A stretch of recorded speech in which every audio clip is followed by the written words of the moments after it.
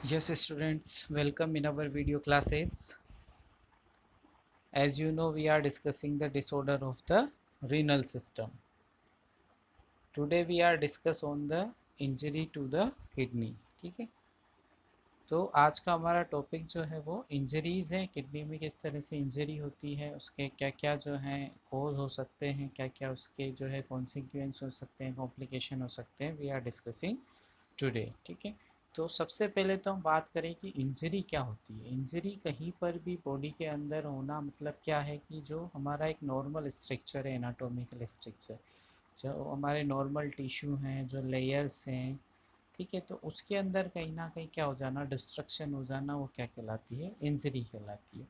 तो इंजरी का हम एक रूटीन में भी बात करें कि किसी भी तरह की जो नॉर्मल इंजरी होती है किसी को भी, तो उसके मेन कोज क्या होते हैं कि एक्सीडेंटल जो है उसका कोज होता है मेनली, कि एक्सीडेंट हो जाना।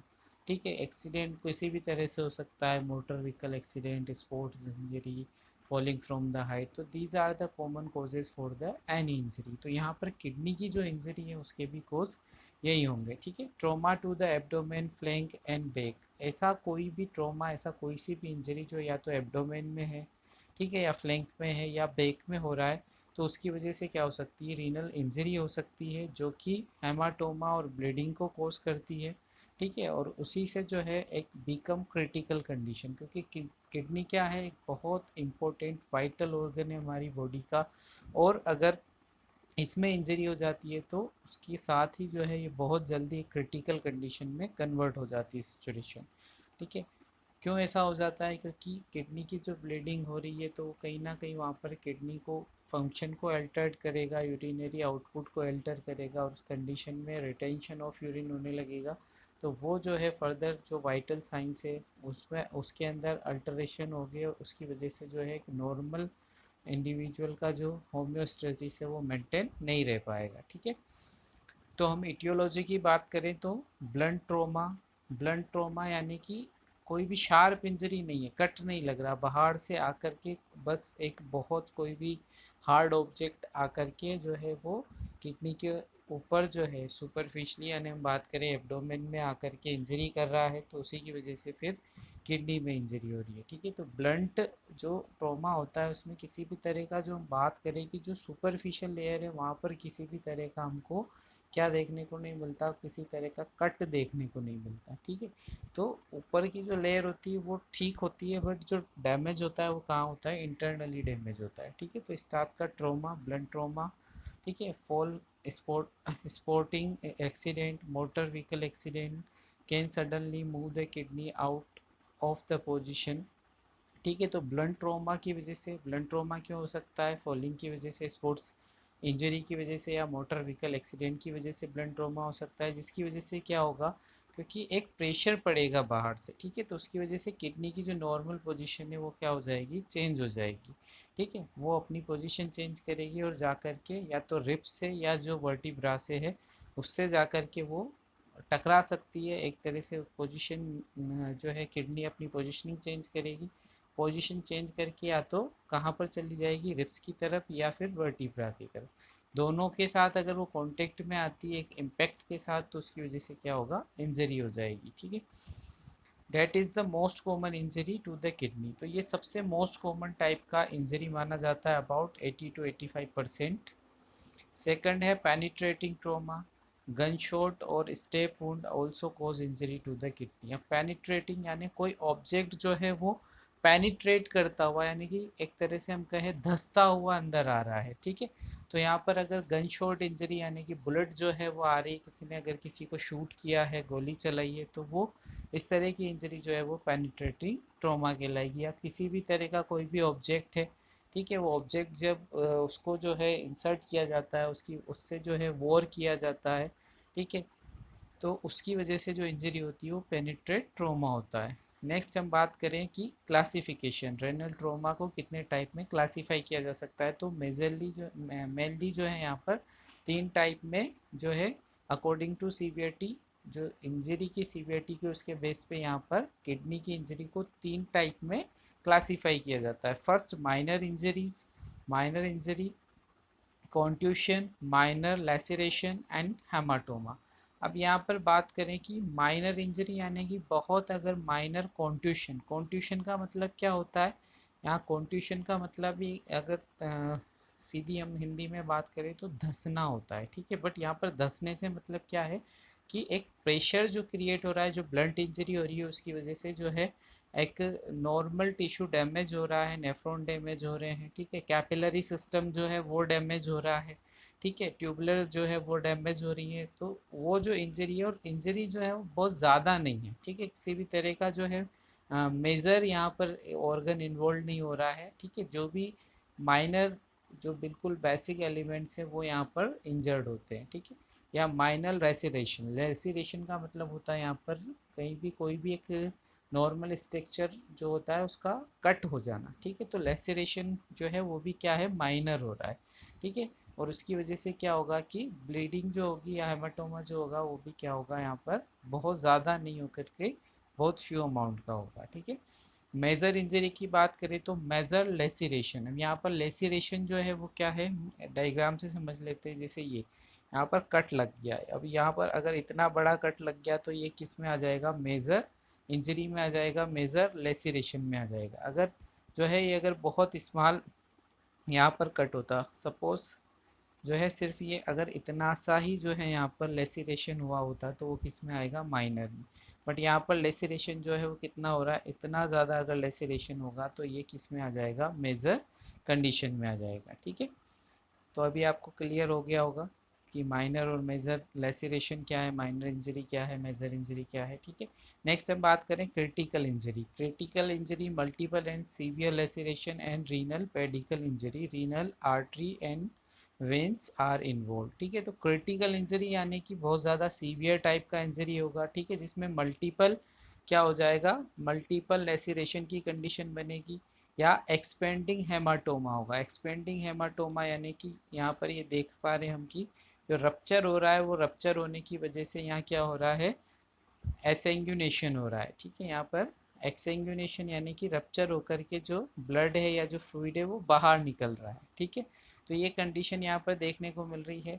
या फिर हम अगर बात करें तो यहाँ पर पेडिकल इंजरी होती है, ठीक है। तो पेडिकल इंजरी यानी कि जो मेन सप्लाई कर रही है यहाँ पर और यहाँ से वापस से जो है डीऑक्सीजनेटेड ब्लड को ले जा रही है, यानी कि आर्टरी और वेंस, मेजर आर्टरी और मेजर वेंस जो है अगर वो इन्वॉल्व हो जाती है यहाँ पर इंजरी में, तो वो भी जो है क्रिटिकल इंजरी के अंदर आती है, क्योंकि इसकी वजह से जो है सीवियर ब्लीडिंग और सीवियर हेमाटोमा हो सकता है इनके रेप्चर होने की वजह से, ठीक है। तो यहाँ पर मेनली 3 टाइप में जो है इसको क्लासीफाई किया जाता है। पहला जो है वो यहाँ पर minor injury, second major injury और थर्ड क्रिटिकल इंजरी, ठीक है। नेक्स्ट हम बात करें क्लिनिकल मैनिफेस्टेशन की, तो या साइन एंड सिम्टम जो है, haematuria is the most common but not indicating of severity of injury, यानी हेमेटोमा तो जो है हेमेचूरिया जो है वो हेमाटोमा की वजह से होगा ही, सही है ना।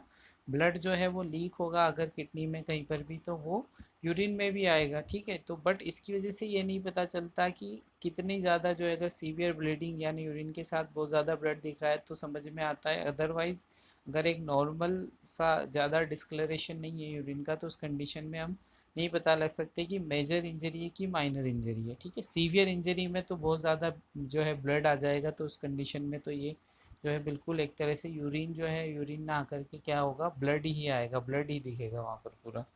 नेक्स्ट हम बात करें फ्लैंक पेन, ठीक है। फ्लैंक पेन जो है वो ऑलरेडी मैं आपको डिस्कस कर चुका हूँ, ठीक है। फिर भी एक बार बता देता हूँ कि जो पेन जो है ये मेनली लो बैक साइड से स्टार्ट होता है, क्योंकि किडनी की लोकेशन भी जो है यहाँ पर है, तो जो है बैक साइड से स्टार्ट होकर के जो बिल्कुल लोअर एब्डोमेन तक ये पेन जो है वो रेडिएंट होता है, ठीक है। पेरीरीनल हेमाटोमा है ना, पेन की वजह से जो है पेरीरीनल हेमाटोमा की कंडीशन की वजह से भी जो है पेन वहाँ पर असिस होगा। नेक्स्ट हम बात करें nausea, vomiting and abdominal rigidity. अब मेनली जो है ये क्यों होता है, जब रेट्रोपेरिटोनियल ब्लीडिंग यहाँ पर देखने को मिलती है, क्योंकि अगर ब्लीडिंग हो रही है, ब्लीडिंग पेरिटोनियल कैविटी के अंदर ब्लड एक्यूमुलेटेड होगा तो उसकी वजह से क्या होगा, नोजिया, वोमिटिंग और एब्डोमिनल रेजिडिटी के साइन एंड सिम्टम भी देखने को मिलेंगे, ठीक है। अब क्योंकि ब्लड लॉस हो रहा है तो उसकी वजह से क्या होगा, हाइपोवेलेमिया की कंडीशन बनेगी, है ना। और हाइपोवोलेमिया के साथ साथ वहाँ पर क्या देखने को मिलेगा, हाइपोटेंशन देखने को मिलेगा, और उसकी वजह से शोक जो है हाइपोवोलेमिक शोक हो सकता है। ठीक है, सीवियर और मल्टीपल इंजरी हो रही है उसकी वजह से शोक हो सकता है। ठीक है, तो ये साइन एंड सिम्टम यहाँ पर देखने को मिलते हैं। नेक्स्ट हम बात कर लेते हैं डायग्नोस्टिक इवैल्यूएशन की, कि किस तरह से इसको डायग्नोस किया जाए। तो सबसे पहला जो है वो हिस्ट्री कलेक्शन, एक डिटेल जो है हिस्ट्री लेना ज़रूरी है कि जो है इंजरी कहाँ पर हुई है, किस तरह से इंजरी हुई है। कई बार जो है इसमें एमएलसी इशू भी बनता है ना। एमएलसी मतलब मेडिको लीगल केसेस। ठीक है, यानी कि पुलिस केस अगर होना है किसी को, अगर किसी तरह का जो है लड़ाई झगड़ा हुआ है, ठीक है, किसी ने किसी पे अटेम्प्ट किया है ना, किसी जैसे गन शॉट इंजरी की बात करें हम, या किसी भी तरह का जो है जो है शार्प इंस्ट्रूमेंट से जो है किसी का अटैक्ट हुआ है, तो उन सब कंडीशन में हमें एमएलसी रिक्वायर्ड होती है। इसलिए ये डिटेल जो है हमको पता करना ज़रूरी है कि जो इंजरी हुई है वो एक्सीडेंटल है या अटेम्प्ट है। ठीक है, next complete physical examination and monitoring of the vital science. अब यहाँ पर सबसे मेन होता है कि कंप्लीट फिजिकल एग्जामिनेशन किया, आइडेंटिफाई किया जाए कि इंजरी की वजह से जो है वो क्या, अगर जो ब्लीडिंग के साइन कहाँ पर हो रहे हैं, जो साइन एंड सिम्टम दिखाई दे रहे हैं वो कहाँ पर हैं। ठीक है, कई बार जो है सीधा सीधा ब्लीडिंग की वजह से जो स्किन कलर है एब्डोमेन का वो वहाँ पर चेंज हो जाता है। ठीक है, वहाँ पर रेडिश या रेड रेशेज देखने को मिल सकते हैं सुपरफिशली, या फिर जो है अगर वहाँ पर बहुत ज़्यादा नेक्रोसिस की कंडीशन हो रही है तो ब्लू डिस्कलरेशन देखने को मिल सकता है। तो ये सब हमको फिजिकल एग्जामिनेशन में आइडेंटिफाई होगा। साथ ही साथ जो है मॉनिटरिंग ऑफ वाइटल साइंस को मॉनिटर करना ज़रूरी है, क्योंकि जो है अगर किडनी इंजरी हुई है, अगर बहुत ज़्यादा ब्लड लॉस हो रहा है तो उसकी वजह से डायरेक्ट इम्पेक्ट किस पे आएगा, वाइटल साइंस पे आएगा। ठीक है, नेक्स्ट जो है आईवी यूरोग्राम यानी इंट्रावीनस यूरोग्राम, ये स्पेशल टाइप का एक तरह से जो है एक डायग्नोस्टिक इवैल्यूएशन है, जिसमें या सीटी स्कैन के साथ इसको किया जाता है कई बार। ठीक है, इन दोनों की वजह से क्या किया जाएगा, to identify extent of injury to involve kidney and severity of injury. यहाँ पर हमको पता लगता है कि इंजरी जो है वो कहाँ पर हुई है, किडनी का कौन सा पार्ट पर्टिकुलर, कितना ज़्यादा पार्ट जो है वो इन्वॉल्व हुआ है, कहाँ पर जो है इंजरी माइनर है मेजर है, इसको क्लियर करने के लिए यहाँ पर आईवी यूरोग्राम और सीटी स्कैन किया जाता है। ठीक है, नेक्स्ट है आर्टीरियोग्राफी। ठीक है, जैसे एंजियोग्राफी किया जाता है वैसे आर्टीरियोग्राफी होता है यहाँ पर। तो मेनली जो रीनल आर्टीरियोग्राफी होगा, तो रीनल की जो आर्टरीज़ है, रीनल आर्टरीज जो हैं उनका यहाँ पर डिटरमाइन किया जाएगा कि ब्लड सप्लाई नॉर्मल है, एबनॉर्मल है, वहाँ से लीकेज हो रहा है, वो इन्वॉल्व हुई है क्या। ठीक है, तो ये सब जो है इन्वॉल्व इसका डिटर्मिनेशन करने के लिए कि कितनी तक जो ब्लड सप्लाई है वो नॉर्मल है या उसमें ही किसी तरह का रप्चर हो गया है, तो इसके लिए आर्टीरियोग्राफी की जाती है। ठीक है, तो ये सब जो कॉमन डायग्नोस्टिक इवैल्यूएशन है इससे क्लियर होता है। पहला तो ये क्लियर होता है कि इंजरी जो है वो कहाँ पर हुई, किडनी का कौन सा पार्ट जो है वो इन्वॉल्व हुआ है। ठीक है, उसके अलावा जो है किडनी का कौन सा, दोनों किडनी इन्वॉल्व हुई है कि सिर्फ एक साइड की किडनी इन्वॉल्व हुई है। ठीक है, ये यहाँ पर क्लियर हो जाता है। और इंजरी वो किस तरह की है, माइनर है, मेजर है या क्रिटिकल इंजरी है, वो आइडेंटिफाई हो जाता है। ठीक है, नेक्स्ट हम बात करें मैनेजमेंट की, तो मैनेजमेंट भी जो डिपेंड करता है वो डिपेंड करता है कि किस तरह की इंजरी है, माइनर इंजरी है, मेजर इंजरी है या क्रिटिकल इंजरी है, उसी पर जो है मैनेजमेंट डिपेंड करता है। अगर माइनर इंजरी है जैसे क्रोटेशन और माइनर रेसरेशन हुआ है, तो ये मैनेज हो जाता है conservatively with the bed rest, IV fluid and monitoring of serial urine for the clearance of haematuria. ठीक है, तो एक अगर कोटिश जो है कॉन्ट्यूशन और लेसिरेशन वो माइनर है, यानी बहुत ज़्यादा इंजरी नहीं हुई है, माइनर इंजरी हुई है, पहले टाइप की इंजरी हुई है, माइनर इंजरी हुई है, तो उस कंडीशन में क्या होगा कि पेशेंट को सजेस्ट किया जाता है कि वो कंप्लीट बेड रेस्ट रखे, आईवी फ्लूइड जो है उसका मेंटेन किया जाए और कंटिन्यूस उसका जो यूरिनरी आउटपुट है उसको मेंटेन किया जाए। ठीक है, तो उससे जो है उसको क्लियर जो है, अगर हेमेचूरिया उसको क्लियर हो गया यानी ब्लड में यूरिन में ब्लड नहीं आ रहा है, तो उस कंडीशन में वो जो है simply without any surgical procedure उसको मेंटेन या मैनेज किया जा सकता है।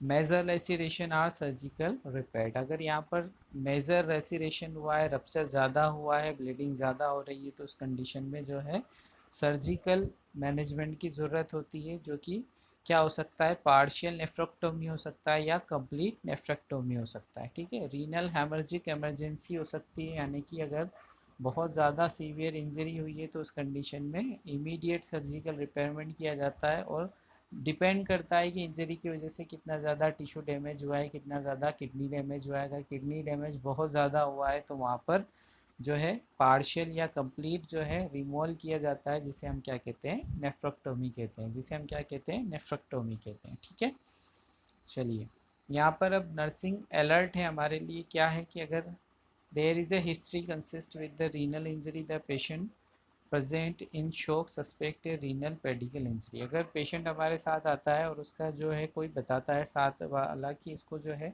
एब्डोमेन पार्ट में या जो है रीनल इंजरी हुई है, ठीक है, यूरिन के साथ ब्लड भी आया था, इस तरह के अगर कोई साइन एंड सिम्टम बताता है जो कि रीनल इंजरी को इंडिकेट करते हैं, ठीक है, तो उस कंडीशन में जो है और पेशेंट शोक के साथ आ रहा है, यानी कि जो है उसको शोक की कंडीशन हमको देखने को मिल रही है, तो वहाँ पर हमको तुरंत जो है अलर्ट हो जाना चाहिए पेडिकल इंजरी के लिए, हेमर्जिक इमरजेंसी के लिए, और इसके जो है तुरंत जो है ट्रीटमेंट के लिए कि शोक का ट्रीटमेंट तुरंत किया जाए, हाइपोवोलेमिया को ट्रीट किया जाए, ब्लड जो है ट्रांसफ्यूजन की ज़रूरत पड़ सकती है पेशेंट को, एज वेल एज जो सर्जन हैं उनको जो है इसके बारे में बताया जाए कि इमरजेंसी जो सर्जरी है उसकी रिक्वायरमेंट हो सकती है, तो उसके रिगार्डिंग प्रिपरेशन की जाए। ठीक है, तो यहाँ पर हमारे लिए ये नर्सिंग अलर्ट होता है, क्योंकि क्रिटिकल कंडीशन है, पेशेंट को अगर बहुत ज़्यादा सीवियर ब्लीडिंग हो रही है तो उसको तुरंत मैनेज करना ज़रूरी है, अदरवाइज पेशेंट की सडन डेथ हो सकती है। ठीक है,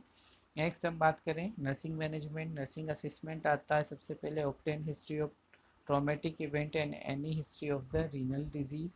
ठीक है, दूसरा inspect for the any abrasion laceration and entrance and the exit wound to the upper abdomen and lower thorax. ठीक है, तो अगर क्योंकि किडनी जो है वो तो इंटरनल ऑर्गन है, तो उसको आइडेंटिफाई करने के लिए जब फिजिकल एग्जामिनेशन किया जाएगा तो मेनली हम जो है एग्जामिनेशन कहाँ का करेंगे, एब्डोमेन का और थोरिक्स का, लोअर थोरिक्स या अपर एब्डोमेन में, क्योंकि किडनी की लोकेशन यही होती है। ठीक है, तो वहाँ का एग्जामिनेशन करेंगे, वहाँ पर हमको जो है क्या आइडेंटिफिकेशन होगा किसी भी तरह का, अगर वहाँ पर लेसिरेशन है, ठीक है, किसी भी तरह का अगर कट है, वुंड प्रेजेंट है या स्किन कलर डिस्कलरेशन है, तो वो आइडेंटिफाई होगा। ठीक है, next monitor blood pressure pulse to assist for the bleeding. अगर ब्लीडिंग होगी तो उसकी वजह से क्या होगा, अल्ट्रेशन हो जाएगा, वाइटल साइंस अल्टर्ड होंगे, स्पेशली सबसे ज़्यादा इम्पेक्ट ब्लड प्रेशर पे देखने को मिलेगा, वहाँ पर हाइपोवोलेमिया की कंडीशन देखने को मिलेगी। ठीक है, और जब हाइपोवोलेमिया होता है तो उसकी वजह से जो है पल्स भी जो है क्या हो जाती है, थोड़ी सी फास्ट हो जाती है, रैपिड हो जाती।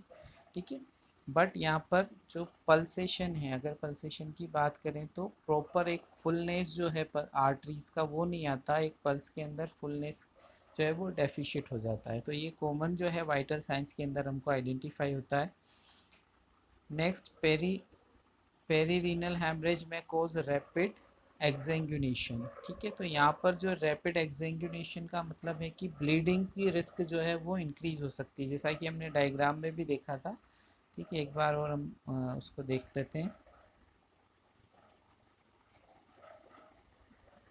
यहाँ पर अगर ये कंडीशन यहाँ पर है तो यहाँ पर रप्चर की कंडीशन होगी, और रप्चर की वजह से क्या होगा कि रप्चर अगर यहाँ पर हो जाएगा तो फिर ब्लीडिंग जो है वो बहुत ज़्यादा होने लगेगी। ठीक है, तो ये जो है एक्सेंगुनेशन होने की वजह से, यानी कि जो पर्टिकुलर एरिया है, ये जो अपना लेयर है, इस लेयर का क्या हो रहा है, आउटर एक्सटेंशन हो रहा है। ठीक है, तो ये कंडीशन हमको जो है आइडेंटिफाई करनी है।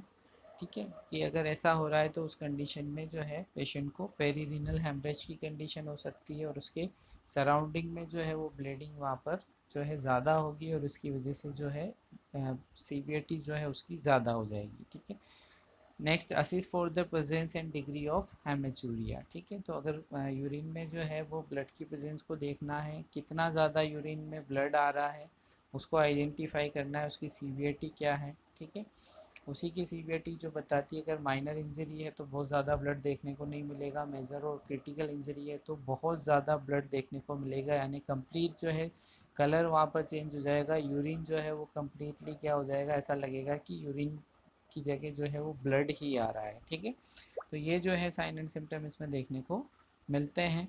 नेक्स्ट बात करें हम, इन्हीं को हमको इन सारे साइन एंड सिम्टम को असिस करना होता है नर्सिंग असिसमेंट में। नेक्स्ट हम नर्सिंग डायग्नोसिस की बात करें तो first nursing diagnosis ineffective renal tissue perfusion related to injury. अब इंजरी हुई है तो उसकी वजह से क्या होगा, टिश्यू परफ्यूजन नहीं हो पाएगा, यानी नॉर्मली जो ब्लड सप्लाई थी वो अल्टर्ड हो जाएगी, उतना ब्लड नॉर्मली जो है किडनी तक नहीं पहुँचेगा। नर्सिंग इंटरवेंशन क्या होगा यहाँ पर, to restoring and maintaining renal perfusion, यानी कि फिर से जो है रीनल सप्लाई यानी ब्लड सप्लाई को मेंटेन किया जाए, जो भी इंजरी हुई है उस इंजरी को आइडेंटिफाई करके उसको रिसोल्व किया जाए। ठीक है, तो इसके लिए क्या इंटरवेंशन हम करेंगे, assist vital signs frequently including blood pressure, heart rate and central venous pressure to monitor for haemorrhage and impending shock. ठीक है, तो यहाँ पर जो सबसे मेन असिसमेंट किया जाता है, वाइटल साइंस का असिसमेंट किया जाता है, और वाइटल साइंस के असिसमेंट से ही जो है हमको आइडेंटिफाई हो जाता है कि एक इंडिविजुअल की जो है कितनी ज़्यादा उसको ब्लीडिंग हुई है। अगर सीवियर ब्लीडिंग होगी तो उसकी वजह से क्या होगा कि वाइटल साइंस यहाँ पर एल्टर्ड हो जाएंगे, blood pressure, heart rate, central वीनल pressure, ये सब जो है यहाँ पर एल्टर्ड हो जाएंगे हेमरेज कंडीशन होने की वजह से।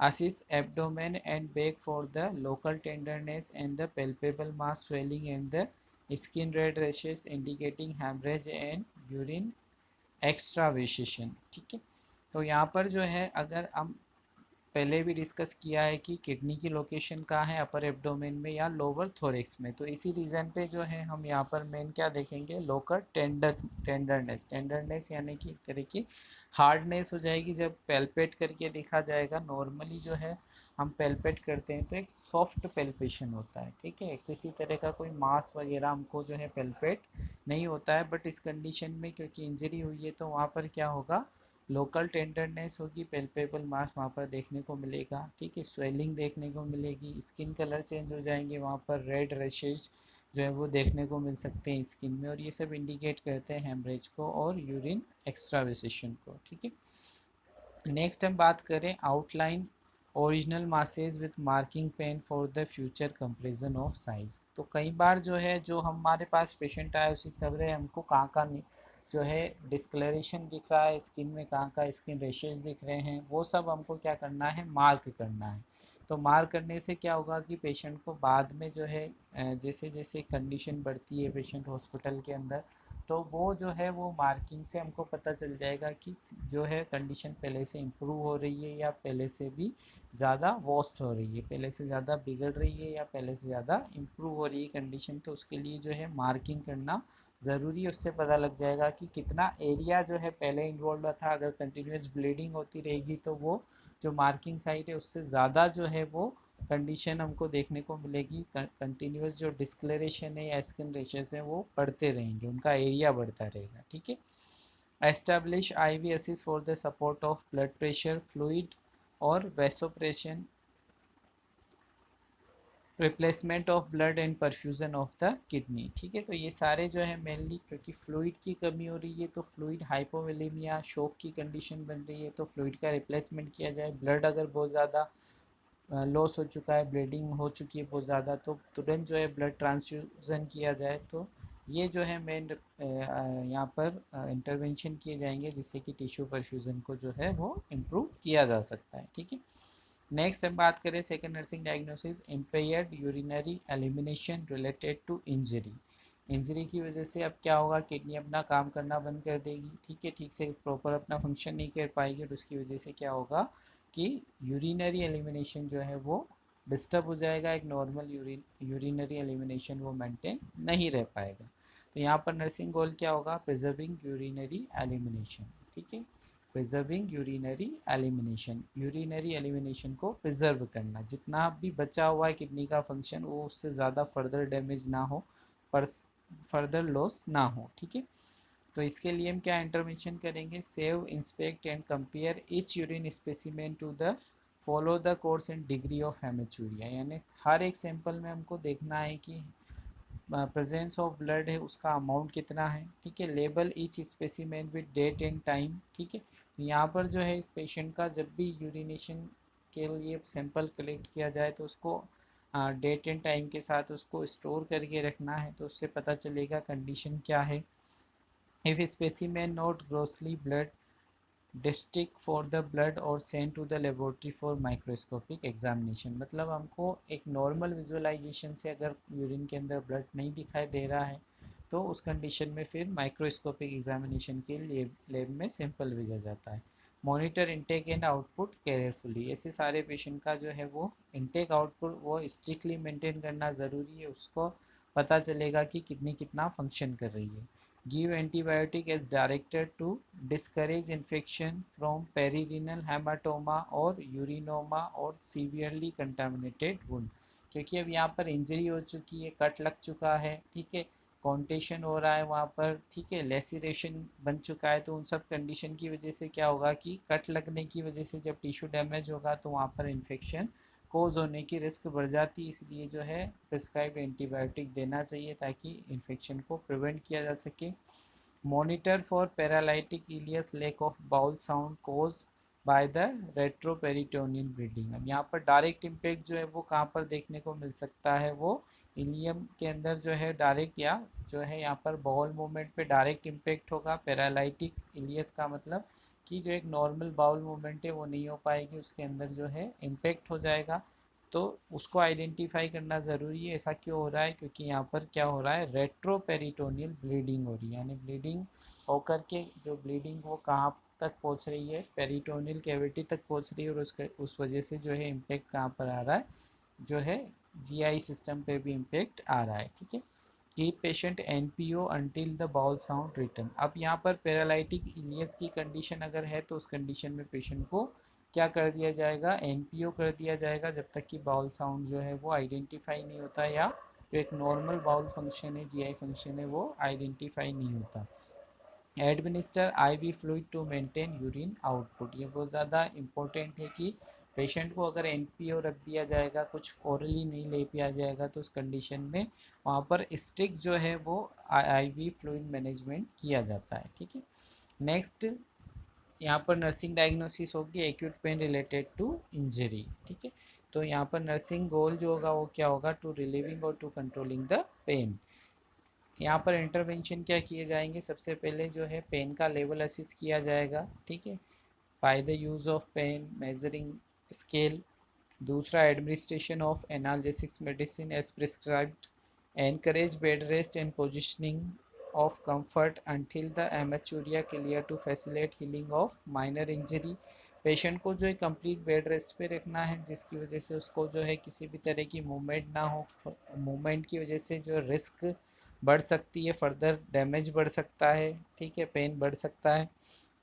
Provide psychological support and comfortable environment, ठीक है, किसी भी तरह का, क्योंकि पेशेंट को बहुत ज़्यादा सीवियर पेन हो रहा है, तो किसी भी तरह का एनवायरनमेंट में ऐसा कुछ ना हो जिससे उसकी एंजाइटी बढ़े, उसका डिस्कम्फर्ट बढ़े।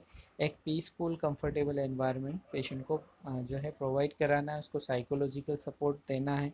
इंस्ट्रक्ट रिलैक्सेशन एंड डाइवर्शनल थेरेपी, सिर्फ एनाल्जेसिक्स मेडिसिन से काम नहीं चलेगा, पेशेंट को साथ ही साथ रिलैक्सेशन थेरेपीज़ और जो है डाइवर्शनल थेरेपी भी यूज़ करनी पड़ेगी, जिसकी वजह से उसका जो है माइंड डाइवर्ट करना होगा, कंसंट्रेशन उसको डाइवर्ट करनी होगी कि उसको जो है पेन हो रहा है, अपने आप को दूसरी जगह एंगेज करना पड़ेगा, ठीक है। तो these are the intervention for controlling pain. Next हम बात करें fear related to traumatic injury and uncertain prognosis, ठीक है, या fear related to traumatic injury and surgery भी हो सकता है, ठीक है। जो यहाँ पर जो नर्सिंग गोल होगा, रिलीविंग फियर, ठीक है, रिलीविंग फियर एंड एंजाइटी।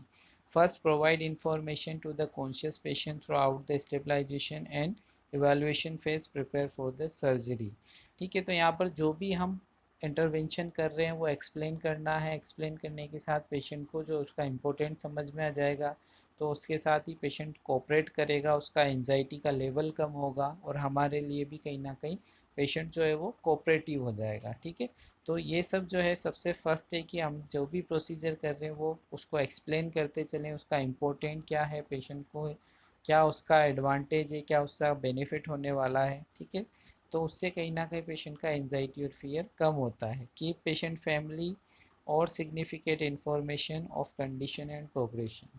ठीक है, तो अब जो भी कंडीशन है, कंडीशन की अगर सर्जरी की रिक्वायरमेंट है, सर्जरी के लिए प्रिपेयर होना है, तो सर्जरी की क्या इंपॉर्टेंस है, उसके रिगार्डिंग जो भी क्वेश्चन है, जो भी एक जनरल इन्फॉर्मेशन है, वो पेशेंट और पेशेंट के रिलेटिव को देना ज़रूरी है। उनको कोई भी अगर डाउट है, उन डाउट को क्लियर करना ज़रूरी है। ठीक है, next, provide information on long term outcome of treatment. तो उनको बताना ज़रूरी है कि सर्जरी की क्या जो है ज़रूरत है, किस तरह से जो है अगर सर्जरी अभी करवाई जाएगी तो उसकी वजह से पेशेंट को आगे फ्यूचर में क्या बेनिफिट होगा, और नहीं करवाई जाएगी तो क्या जो है लॉस हो सकता है, कितना ज़्यादा सीवियरिटी हो सकती है, कितने ज़्यादा जो कंडीशन वो बिगड़ सकती है। ठीक है, तो ये कॉमन यहाँ पर 4 नर्सिंग डायग्नोसिस हमने डिस्कस किए हैं।